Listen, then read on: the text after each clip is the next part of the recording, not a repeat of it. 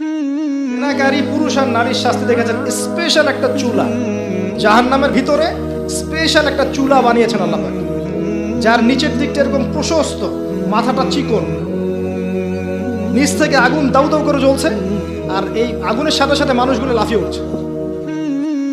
আগুন নিচে নেমে যাচ্ছে, মানুষগুলো নিচে নেমে যাচ্ছে, আবার দাউ দাউ করে আগুন, আবার মানুষগুলো উপরে উঠছে। এটা ওদের শাস্তি দেখেছেন নবী সাল্লাল্লাহু আলাইহি ওয়াসাল্লাম, যারা এই উম্মতের জেনা এবং ব্যভিচারে লিপ্ত আছে।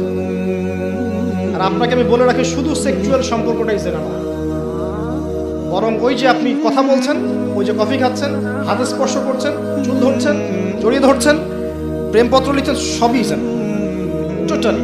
এই প্রতিটা কাজ স্ত্রীর সাথে করলে প্রত্যেকটা কাজের বিনিময়ে নেকি পাবেন, আর এই প্রতিটা কাজ আপনি ওর সাথে করলে আপনি প্রত্যেকটা কাজের বিনিময়ে জাহান্নামের দিকে যাচ্ছেন। শুধু এভাবে স্পর্শ করা, গায়ের মাহরাম মেয়েকে এভাবে স্পর্শ করা,